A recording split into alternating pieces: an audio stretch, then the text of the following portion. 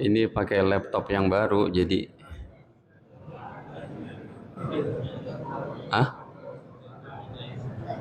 ini laptop baru, bukan yang biasa. Tapi nggak masalah sih di masjid lain. Coba. Ya. Yang kemarin udah kadaluarsa, makanya beli yang baru. Kan harus di-upgrade terus. Tiap 5 tahun. Assalamualaikum warahmatullahi wabarakatuh. Waalaikumsalam. Pertanyaan yang pertama, apakah perbedaan infak, sedekah dan wakaf? Iya, infak, sedekah dan zakat. Wakaf. Oh, Infak, sedekah dan wakaf. oh bukan zakat. Ini, Bapak Ibu, saya tambahin dulu. Apa perbedaan zakat, infak, sedekah dan wakaf? Kalau zakatnya kurang berarti ini. Kalau nggak ada zakatnya, ya. Ini mohon yang bertanya diperhatikan. Saya jawabnya. Kita tambahin pertanyaannya. Apa perbedaan zakat, infak, sedekah dan wakaf? Pertama, zakat pengeluaran harta yang wajib dengan syarat yang sudah tertentu dan alokasinya pun tertentu. Ya, zakat itu bunyi apa ya? Bunyi tanda suruk, Ustaz. Tanda suruk. Oh, syuruk. Bukan, yang gemuruh itu apa? Oh, speaker. Suara speaker. Saya kira ada gempa gitu. Zakat pengeluaran harta yang wajib dengan syarat-syaratnya. Syaratnya apa? Sudah sampai di atas 85 gram emas murni. Yang kedua, kepemilikan sempurna. Yang ketiga, milik orang Islam. Yang keempat, sudah masuk 1 tahun. Jadi zakat harta yang dikeluarin yang wajib dan alokasinya tertentu. Alokasi tertentu, nggak boleh dikasih ke orang kaya, nggak boleh dikasih ke orang mampu, harus fakir, miskin, dan 8 orang yang ada dalam surat At-Taubah ayat ke-60. Kalau infak pengeluaran harta yang hukumnya baik yang wajib atau yang sunnah. Jadi kalau infak lebih luas dari zakat. Kalau zakat hanya wajib saja. Kalau infak boleh Anda sebut, ini saya mau infak nih yang wajib, boleh. Ini saya mau infak nih, tapi hukumnya sunnah, boleh. Sedekah lebih luas lagi. Sedekah mencakupi pengeluaran zakat yang wajib, zakat, pengeluaran harta yang wajib atau zakat, masuk juga kepada yang sunnah atau infak, masuk juga kepada pemberian non materi. Jadi kalau sedekah lebih luas. Ya, dia disebut sebagai pemberian yang wajib bisa, yang sunnah bisa, dan juga pemberian kepada orang lain berupa non materi. Contohnya apa? Senyummu kepada saudaramu sedekah. Asal jangan senyum 24 jam, Pak. Berbahaya itu. Ya. Lalu suami istri hubungan intim sedekah. Kemudian Anda mengambil benda-benda dari berbahaya di jalanan, ada paku, ada apa, kata Nabi, itu jadi pahala sedekah. Dia non materi itu. Ataupun masjid nih, Masjid Miftahul Jannah, Bapak Ibu, kata pengurus, kata DKM, ayo coba berikan ide-ide Anda, sedekah ide Anda. Oh ini nih, saya punya ide begini supaya Masjid Miftahul Jannah lebih maju. Itu namanya sedekah pemikiran. Dia non materi itu. Jadi masuk juga ke dalam. Nah, kalau wakaf adalah pemberian yang hartanya, yang nilainya bebas, tidak tertentu, tetapi kalau sudah diwakafkan tidak bisa diopen-openin lagi, nggak bisa dirubah lagi, tidak bisa dijual, semuanya milik Allah dan Rasulnya sampai hari kiamat. Contoh, saya mewakafkan tanah untuk Masjid Miftahul Jannah. Saya mewakafkan nih uang 1 juta untuk pembangunan Masjid Miftahul Jannah. Itu nggak bisa diapa-apain lagi sampai hari kiamat. Gitu. Dah, yang kedua. Ya, pertanyaan selanjutnya, Ustaz. Ada orang tua yang usianya 90 tahun dengan fisik masih mampu puasa. Bagaimana kewajiban puasanya karena sudah pikun? Iya kan udah nggak mampu itu. Oh iya. Yang menyudahi pikun udah susah, Pak. Bapak Ibu, dalilnya mana? Dalilnya adalah dalam hadis Nabi sebutkan bahwa, ataupun dalam ini saja, dalam Al-Baqarah 184, wa 'alal ladzina yutiqunahu fidyatun ta'amu miskin. Kalau ada orang tua kita yang udah nggak kuat puasa, maka boleh dia untuk tidak puasa tetapi bayar fidyah kepada satu orang fakir miskin. Ini dia dalilnya, Al-Baqarah 184. Orang yang tidak mampu puasa, fidyatun, ngasih fidyah 1 liter kepada orang miskin. Terus Pertanyaan selanjutnya, Pak Ustadz, ibadah puasa itu katanya hanya untuk Allah, sedangkan ibadah lainnya selain puasa untuk dirinya masing-masing. Mohon pencerahannya Pak Ustadz, apa yang dimaksud hadis tersebut? hadis tersebut maknanya adalah puasa Ramadan ini tidak ada yang mengetahui kecuali kita dan Allah. Kalau kita sholat, kelihatan orang ke masjid.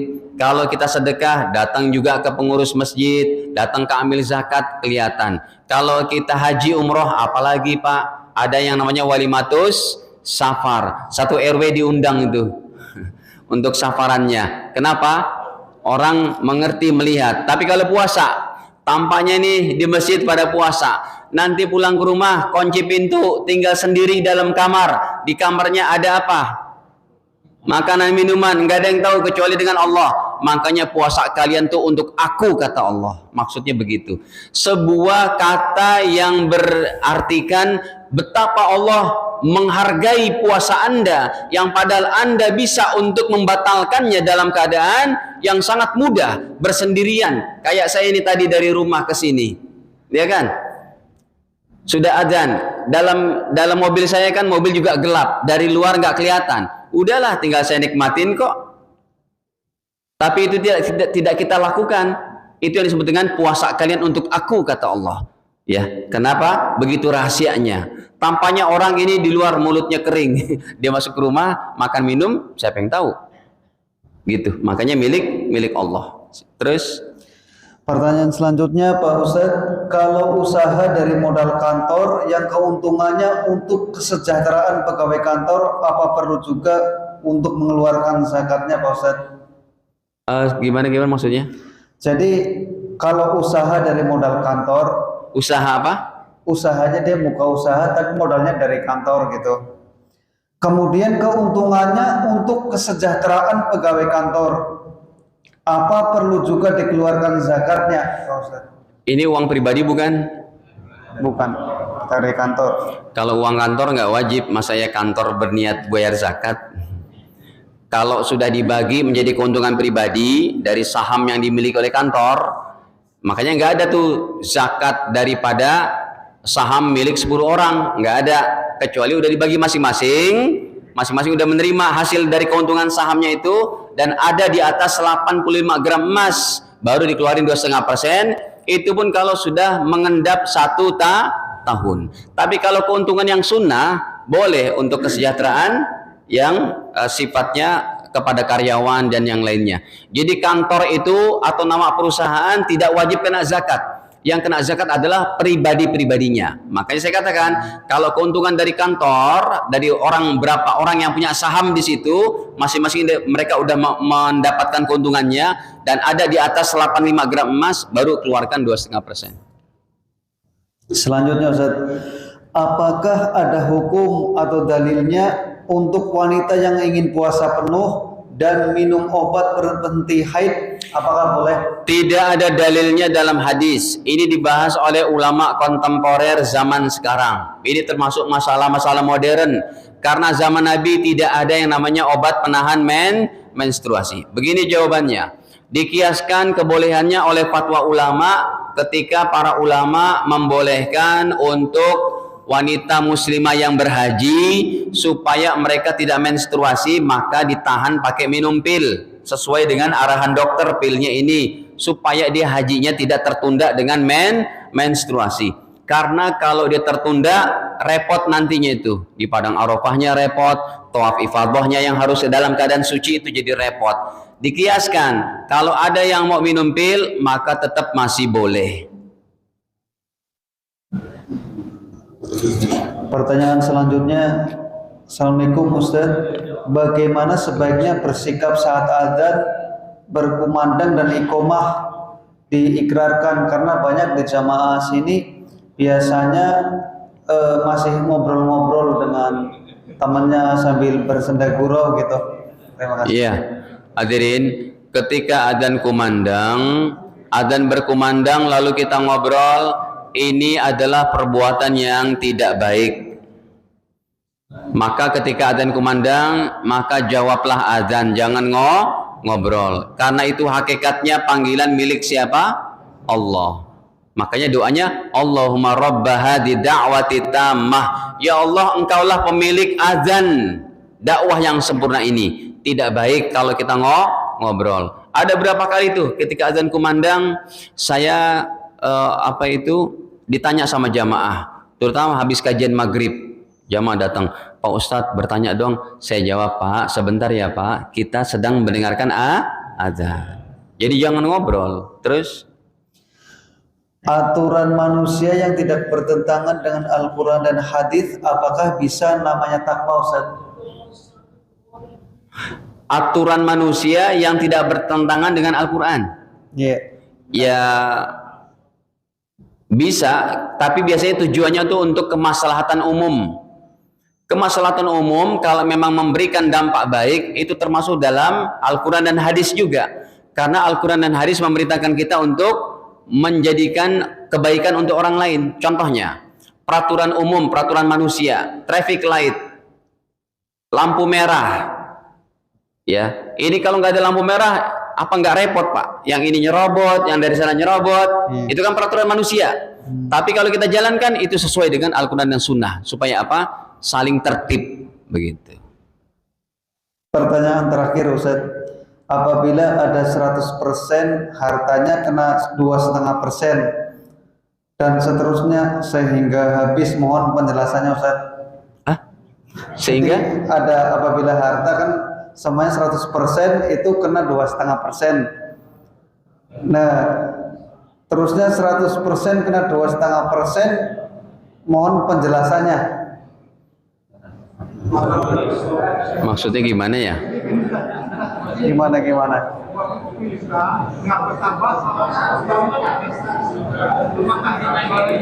Ya, hadirin, uang Bapak Ibu katakanlah ada 100 juta. Tahun ini karena 2,5%, berarti 2,5 juta. Berarti duitnya tinggal berapa? 98,5 juta. Tahun depan lagi kena lagi, turun terus. Turunnya itu batasannya di bawah 85 juta. Kalau udah 83 juta udah nggak kena zakat. Karena itu belum masuk nisabnya. Nisabnya berapa? 85 gram emas. 1 gram emas berapa? 999,9 ribu. Dibuletin 1 juta. Jadi kalau 85 gram 85 juta. Dah. Cukup? Ya, terima kasih Ustaz. Demikian dapat kami sampaikan, kekurangan mohon dimaafkan. Semoga Allah Ta'ala bimbing kita semuanya untuk mencapai daripada nilai takwa yang tertinggi terbaik di sisi Allah Ta'ala. Amin ya rabbal alamin. Kita akhiri dengan kafarah majlis. Subhanakallahumma bihamdika asyhadu an la ilaha illa anta astaghfiruka wa atubu ilaik. Wassalamualaikum warahmatullahi wabarakatuh.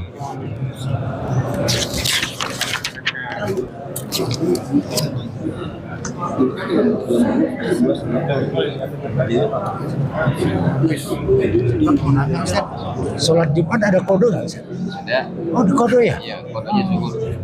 Kemudian sholat sunnah lainnya bisa di kode selain Ustaz? Bisa Ustaz? Tadi kenapa nggak ditanyain? Nggak sempat ke sana. Kemudian Ada hadis. ada hadisnya.